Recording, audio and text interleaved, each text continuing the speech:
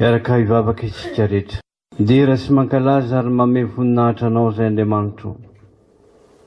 Noho ny haben'ny famindraponao sy ny fahasoavanao. Ka mbola hitaomanao anay iona aminao amin'ity alahady ity. Misaotra anao zay satria Andriamanitra fitiavana tokoa inao. Asan'ny fitiavanao izany dia tsy miova. Satria fitiavana mandrakizay nefa nitiavanao anay. Ka hitehirizanao anay mandrakariva amin'ny fahasoavanao. Ankehitriny izay dia mbola mitao aminao tokoa amin'ny alalan'ny fanenao masina. Izay nibitsika tao am-ponay tsiraray avy, tsy nahatonga anay atoritory. Fa nitairinao mba iona aminao Andriamanitra. Ary zany dia mbola fahasoavana ihany.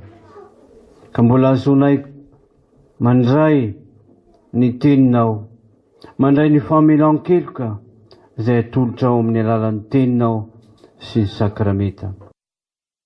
Ary zany dia ampisehoanao aminay ny famindraponao, ka mbola hitenenanao mandrakariva sy amananao anay amin'ny teny sy ny sakramenta izay atolotra ao. Ko dia ampahirezo ary Jesosy ny fiangonanao, ny olonao izay mivorianao eto amin'ity fotoana ity, mba ahaindray ny izay rehetra tianao ampitaina amin'ny tsiraray avy, mba ho fitahiana ka hitondra famelan-keloka, hitondra fitahiana, hitondra fahasoavana eo amin'ny tsiraray avy, hatramin'ny kely indrindra ary hatramin'ny lehibe indrindra. Amin'ny anaran'i Jesosy Kristy Tomponay. Amen. Ny tenin'Andriamanitra izay noraisitsika ho teny faneva amin'ity satelo volana ity dia ny teny izay voasoratra ao amin'ny epistily ny Korintiana voalohany. Korintiana voalohany toko 4:12 ny andininy 12. Korintiana voalohany toko 4:12 ny andininy 12 ihany. Rehefa hita izany dia toy izao mivaky ny teny amin'ny anaran'i Jesosy. Ary toy izany ihany koa ianareo, raha fatra-paniry ny zava-panahy, dia izay ampandroso ny fiangonana no tadiavo indrindra. Ray masinao, manamasina anay amin'ny fahamarinana, fa ny teninao ny fahamarinana. Amen. Ry fiangonana malala, ho aminareo mandrakarivany ny fahasoavana amam-piadalana avy amin'Andriamanitra raintsika sy Jesosy Kristy Tompo. Raha fatra-paniry ny zava-panahy, dia izay ampandroso ny fiangonana no tadiavo indrindra. Teo anivon'ny fiangonana tao amin'ny Korinto dia nisy ny korontana.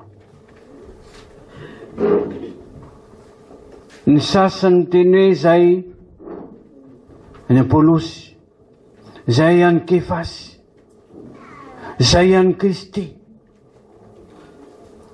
Ary misy ny sasany manao ny fanomezam-pahasoavany zay noraisiny ho rehareha. Ka vokatr'izay dia nisy fiampandaniana tao amin'ny fiangonana, nisy fisarana tao amin'ny fiangonana. Dia azo atao hoe, azo lazaina hoe nisy vokatr'izay dia nisy ny fiainana, ny hery ny fiangonana, ny hery ny fiasan'ny fanahy masina tao amin'ny Korinto, ka mamerina mame vaolana Paoly antrany raha mamaky ny bokin'ny Korinto tsika dia misy ny vaolana entin'ny Paoly apôstôly mba ampiorenany finoan'ny olona, mba tsy holany andro amin'ny zavatra hafa fa mihendrindrindra ny ampandroso ny fiangonana. Ary zay no mahatonga nyity teny ty eto, teny fampahirezana, teny fampirisihana, azo atao koa ary hoe teny fananarana, manoloana ny zavatra rehetra nisy. Ka rehefa mamaky ny bokin'ny Korintiana atsika dia taratra ao anatin'izany reo voalazako teo reo, dia mampahery, mampirisika, mampianatra Paoly apôstôly.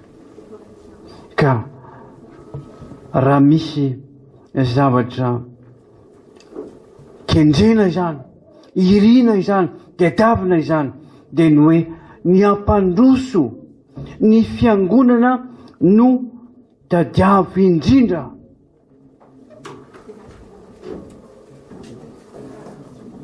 Teny entitra izany teny izany. Ny fampianarana maly izay nentin'ny ray aman-dreny pastora Edson Randriamalala dia ny hoe inona no atao hoe fiangonana. Dia hoy izy hoe ny fiangonana dia ny izay mino ny Kristy na ny fikambanany mino. Dia io no atao hoe tempoly ny fanahy masina. Dia misy endrika anankiroa izy, misy ny hita maso ary misy ny tsy hita maso.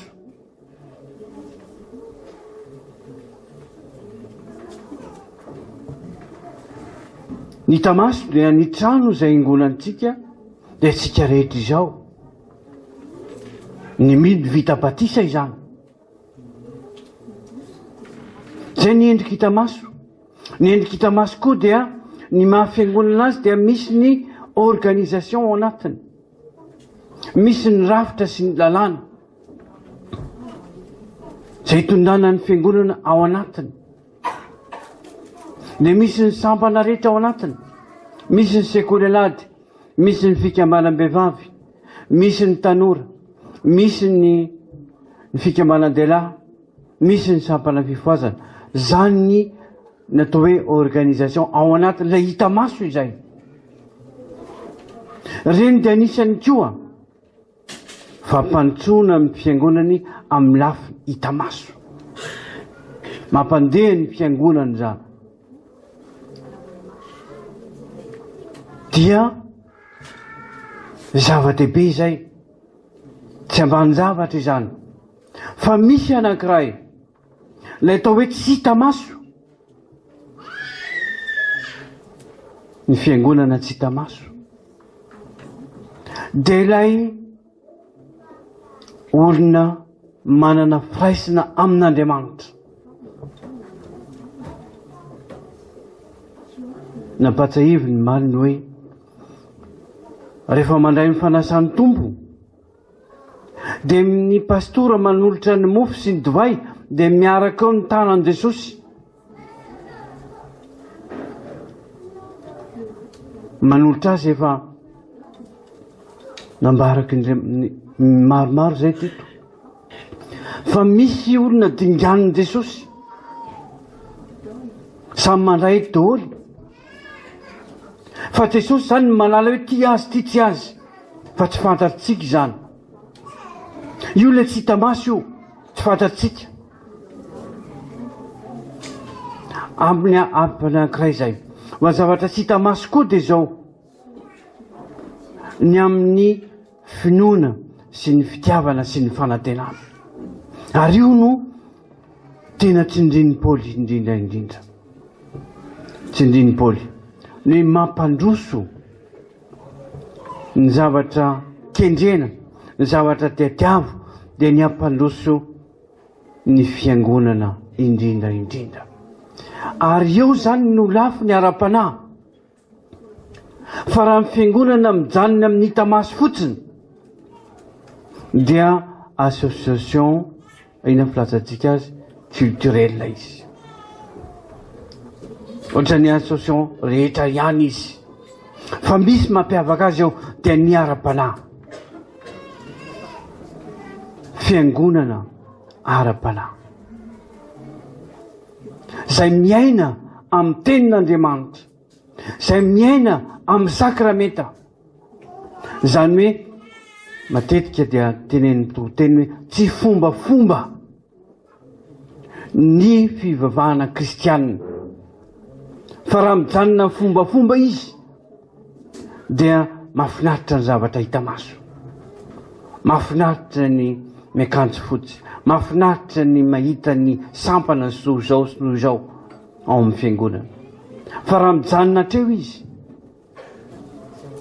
dia io no mahatonga ny texte vakintsika teo hoe za dia efa fantatro ny lalàna hatry mbola kely aho dia efa nitandrina izany. Dia efa niaina tamin'izany. Dia hoy Jesosy diso zavatra ray loha ianao.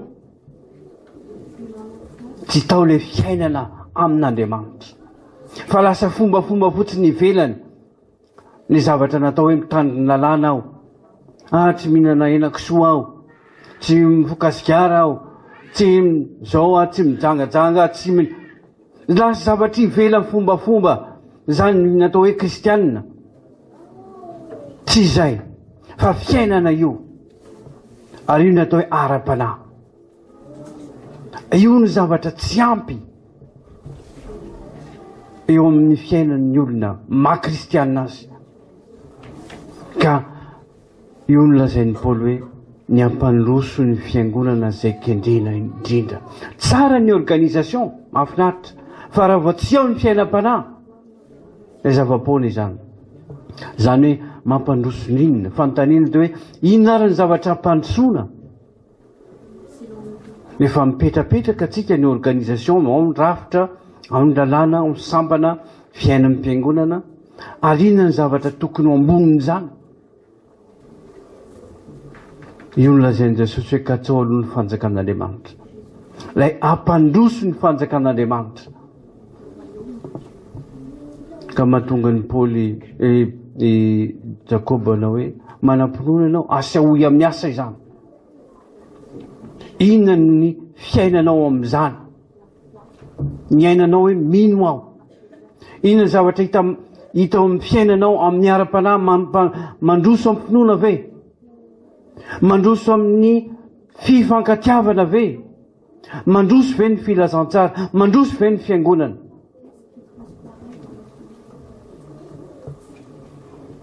Mampandroso ny finoana, mampandroso ny filazantsara, mampandroso ny fifankatiavana, mampandroso ny fifitiavana.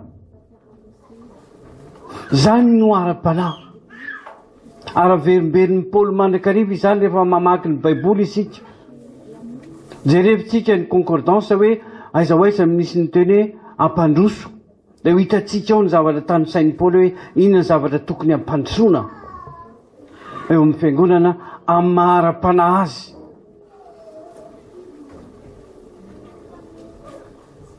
Dia anjaran'ny tsirairay avy mandinika hoe manahoana ny fandrosoako aloha ny tenako. Manahoana ny fiantraikan'izay eo amin'ny ankonako, eo amin'ny fiangonana. Ka ilazan'ny Paoly hoe ataony olona ahoana ny fitandreman'ny fiangonana. Kanefa ny ankonany aza tsy voafehany. Misy zavatra banga ao. Ka mahatonga ny Paoly dia io ny teninareo amin'ny toetra amin'ny finoana ianao raha tsia. Nomen'Andriamanitra fanomezana pasoavana isika tsiraray avy. Tsy mitovy daholo. Zay natonga ny korontana tao amin'ny Korinto. Misy amin'ny miteny amin'ny teny tsy fantatra dia ino no andrandraina hoe ino ny ambony indrindra. Ka ilazan'ny Paoly hoe ny atoroko anareo ny lalana ny an'ny fanomezam-pahasoavana ambony indrindra dia ny fitiavana. Ka na manana ny fanomezam-pahasoavana ety manasitrana azy ianao, na ety manana pahasoavana entina mahay mampianatra azy, mahay mitoro-teny azy, mahay manao n'izao sy toy izao amin'ny fiangonana, rehefa tsisy ny fitiavana dia hoe tsy misy antony zany, tsy misy dikany zany. Io ilay fitiavana io dia ny fitiavan'Andriamanitra. Ary ny atao hoe fiangonana dia tenan'i Kristy io, tenan'i Kristy. Ka rehefa manompo isika, tsy manompo an'ranona ao amin'ny fiangonana, tsy manompo amin'ny pastera, tsy manompo an'izao sy izao ao, fa manjary mijery olona ianao. Raha mbola iny za tsy angonao, tsy mahavita aho fangaho ho an'i Jesosy. Fiangonana dia tenan'i Jesosy, izay tompoky sy tompoinao.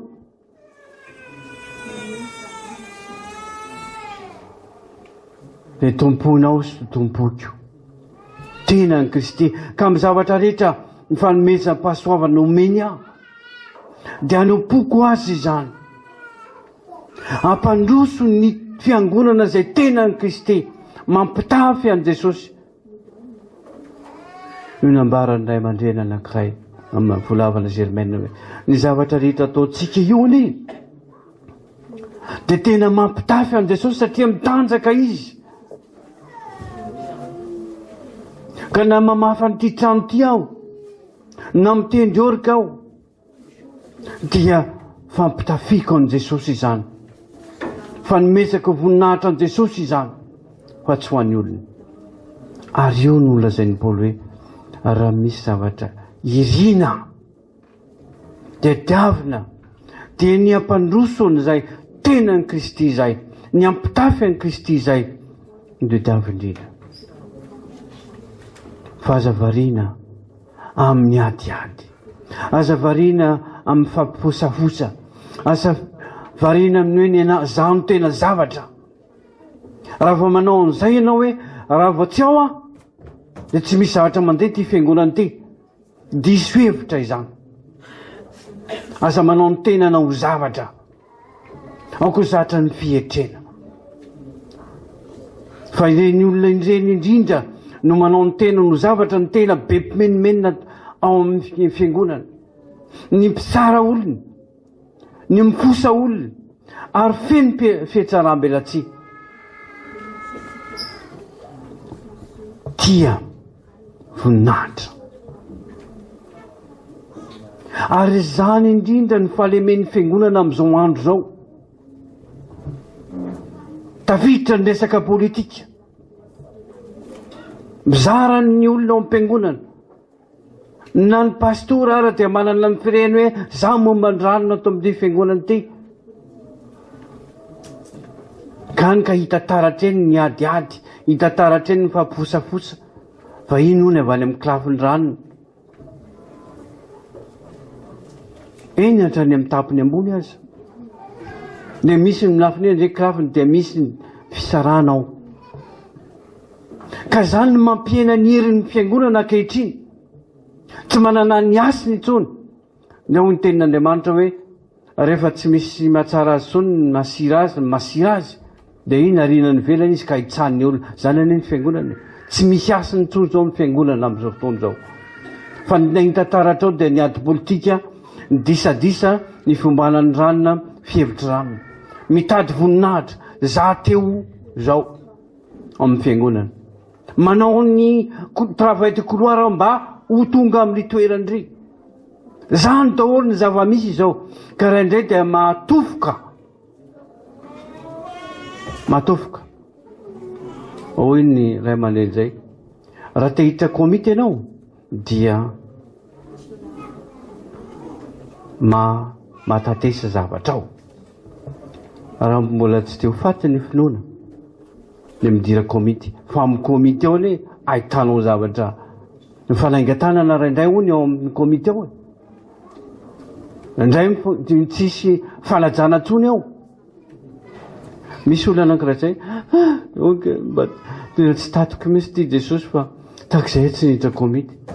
Zay ny ilaina hoe olona matotra eny amin'ny komity fa tsy mbola zaza amin'ny finoana satria mihemitra marina. Ny tiako lazaina amin'izany dia hoe variana amin'izany ny olona amin'izao fotoana izao. Ny amin'ny freriana, amin'ny fitadiavana voninahitra, tafiditra ao amin'ny fiangonana ary ny fitadiavam-bola. Ka noho izany dia tsy misy matory ny fiangonana. Rehefa matory ny fiangonana dia tsy misy tsony ny herin'ny fiangonana. Tsy misy tsony ny heriny. Tsy misy tsony ny atao hoe dynamisme amin'ny fiangonana. Tsy misy tsony ny hery, puissance. Atao ihany ny fombafomba rehetra aloha dia atao ihany satria izay ny organisation. Fa matory tsisy asany, tsisy zavatra tsapany olona eo amin'ny zavatra atao, na ny toriteny na ny asa atao, toa lasa fombafomba fotsiny sisa. Tiany aho mba amin'izay 20 taona lasa zay, iza no mba voataonanao hiditra fiangonana. Ny mity tsara indray roantsika ny amin'ny fombafomba antsika eto. Ka hany ka miala ny olona. Ny olona efa kely ny finoany, mbola tsy misy fifankatiavana, tsy misy fampandroana izany fa disadisa mandrakariva no hitao. Ka noho ny olona hoe raha izany dia alohanay ihany tsy mivavaka. Marina ihany izany. Satria ny anton'ny fiangonana dia ahitany herin'Andriamanitra. Ka zagaga itsika raha hoe nondraka be ny sekta any Madagasikara. Satria nahoana miangona ao am-piangonana reny ny fiangonana, miangona any am-piangonana izy inona ny entany ao, resaka politika, resaka atseza. Za teo an'izao, zany no hitan'ny olona ka ary amin'ny sektarisme teteka, alleloia, falifaly.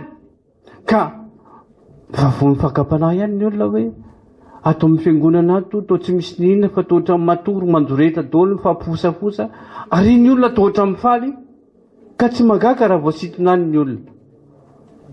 Ary olona mahatonga ny thème antsika hoe izay ampandroso ny fiangonana ny tadiavo indrindra. Dikan'izany dia mila miverina amin'ny fitiavana voalohany isika. Izay nahen'ny toriteny maly dia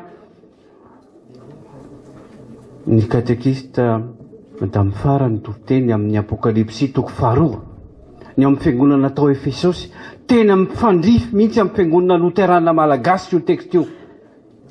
Miala amin'ny fitiavana voalohany fiangonana Luterana Malagasy fa zavatra hafa no mamaky azy amin'izao fotoana izao. Ka hanika tsy sirony intsony. Misy ny sasany ny tonga any am-piangonana hoe maika andeha izay pastora fa hamonjy an'ilay fiangonana tsy ambany atsy. Fiangonana sekta io satria ao ny mba mahazo hery falifaly izy mivoaka avao, fa mivoaka avao fiangonana ao amin'ny fiangonana Luterana Malagasy izy reraka satria adiady resaka politika no azo tao. Reraka ny fanahin'ny olona. Atsy izy moa izy mba mahazo an'ilay falifaly, alleloia, mitehaka tanana. Kanefa nane dia mampahely fa miditra mikivy ihany satria amin'ny sekta azoko. Tsy ao koa ny fanan'Andriamanitra. Ka noho izany dia mihemitra ny maro. Noho izany dia mila mandiny tena isika. Azagaga isika miena ny rakitra, tsy ampirakitra intsony fiangonana, tsy malofa trano intsony fiangonana. Ny antony dia izao, satria malaina ny olona no asa satria tsy misy vokany ao amin'ny fiainany. Ny fitoriana ny filazantsara tsy hitany ao, ny dynamisme tsy hitany ao, ny puissance tsy hitany ao, ny fitiavan'Andriamanitra. Ka namoaka ny any apôstly azy kamoka zao, rehefa tsy mibebaka ny olona dia hoy ny tenin'ny Apokalipsy sy ny toriana maly hoe raha tsy mibebaka ianao dia afindriko ny fanaovan-jiro. Ikatona ny fiangonana, afindran'Andriamanitra ny fanaovan-jiro. Azagagany amin'izany tsika. Inona ary no andrasan'Andriamanitra amintsika fiangonana? Miverina amin'ny fitiavana voalohany, mila mibebaka izany. Zay no afatry ny Apokalipsy, zay ny afatry isa-telo volana ity, zay ampandroso ny fiangonana, miala amin'ny fibebahana zany, iverena amin'ny olona fitiavana voalohany. Ka hitan'ny olona ao ny herin'Andriamanitra, miasa ny mpiandry, sitrana amin'ny marary. Fa tsy hoe miasa foana ny mpiandry, miasa foana, tsisy vokany amin'ny olona. Afifiry ny olona mba hoe sitrana ny sana, tsy misy zany. Miasa ihany fa tsisy vokany amin'ny olona. Todika amin'ny mpiandro indrindra zany. Inona ny asa nentinao? Iza mba voatonanao hatramin'izay? Hiditra amin'ny fiangonana. Misy ve? Afaka mametra-panontaniana hoe 20 taona zay niangona teto. Iny olona anankiray ve? 2 ve mba voatonako? Sa ny eo aza roahany? Ampandiny teny izany ry havana. Manomboka amin'ny tenako, andiny tena. Manomboka aminaoko. Dia manontany teny ianao. Inona ny fampandrosoana nentinao teo amin'ny fiangonana? Hitatao ve ny herin'Andriamanitra? Hitataratra amin'ny fiainanao ve ny fifankatiavana? Ny finoana araky ny teny hoe aoka ho tonga fianaranao amin'ny mihinanao sao dia mihevitsika hoe ho an'ny tanora ihany zany vao atsika izany. Ho tonga fianaranao amin'ny mihinanao amin'ny fiteny, amin'ny fitiavana, amin'ny finoana, amin'ny fahadiovana. Raha izay no hitan'ny olona dia tonga tanteraka tenin Jesosy hoe ianareo ny fanasin'ny tany. Mba ankalazan'ny olona, mba ahitan'ny olona ny asa tsara ataonareo, mba ankalazany an'Andriamanitra. Ary mino avara fa izay no zavatra kendren'ny fiangonana. Dia tsy omby aza ty fiangonana ty. 20 taona zao dia mba mitombo kely ihany. Mba mitombo kely ihany. Missionnaire izaho sy anao, zatao hoe an'ny pasteur, ho an'ny mpiandro, ho an'ny dekona, fa izaho sy anao dia missionnaire. Ataon'i Jesosy hoe ianareo ny fahazavany zao tontolo izao. Tsy mila takonana izany. Dia mitory teny amin'ny fotoana na tsy amin'ny fotoana, mandresen-dahatra. Tsy menatry ny filazantsara fa herin'Andriamanitra famonjena izany. Mafantatrao ve izany hoe herin'Andriamanitra io? Fa mahatonga azy hoe tsy manan-kery, mahatonga azy hoe matory isika. Tsy hita ao amin'ny fiangonana ny herin'Andriamanitra satria matory ny fiangonana, miala amin'ny fitiavana voalohany. Ny mampirisika antsika mamaky ny Apokalipsy 2 ho an'ny fiangonana ao Efesosy. Fa kiony hoe rehefa tonga ny an-trano dia tanterao izay. Aoka ho fen'ny fanahy ianareo. Aoka niry ny zava-panahy, ny fanomezana fahasoavana ambony indrindra. Dia hoy Paoly reto telo reto no mitoetra, dia ny finoana, ny fanantenana ary ny fitiavana. Ary ny fitiavana no lehibe indrindra amin'ireo. Aoka ho amintsika ny fahafenoan'i Kristy izay anirahany fiangonana, anirahany antsika tsara avy mba ho tonga mpiara-miasa amin'Andriamanitra. Ho tonga atonga antsika ho miara-mila tsara ny Kristy Jesosy. Ho vonona amin'ny asa tsara. Tena ampandroso ny fiangonana. Ka raha izay no ao anatintsika tsiraray avy, menoa fa tsy ity fiangonana ity dia tsy omby azy fa hitady fiangonana 2000 place isika. Ty 250 ihany maximum fa mbola indray tsy feno. Dia mampifaly ve tsika amin'izay? Tsy mandroso anie ny fiangonana fa lasa sarisary ny fiangonana. Olona iray mandrena anankiray tao amin'ny komite hoe atao sarisary ny zavatra izy ity, misy fiatsaram-belatsia ao. Inganeka tsy ho zany ny fiangonantsika. Ny fiangonantsika izay eo ampovoany ny fanaovan-jery fito io, ny fiangonana loterana malagasy ny adoptehana izy io. Ary io dia hoy aho hoe tandrify indrindra amin'ny Apokalipsy 2 io, tena fiangonana loterana malagasy. Ka aoka isika andiny tena, aoka isika andeha amin'ny fitiavan'i Kristy, ary izay fitiavan'i Kristy izay no kanery atsika. Gazaontsika mampandroso ny fiangonana. Voninahitra ny ho an'Andriamanitra raiso zanaka ary fanahy masina. Raiso ny fitahina. Ny fahasoavan'i Jesosy Kristy Tompo, ny fitiavan'Andriamanitra ray, ary ny firaisana amin'ny fanahy masina ho aminareo hatramin'izao mandrakizay. Amen.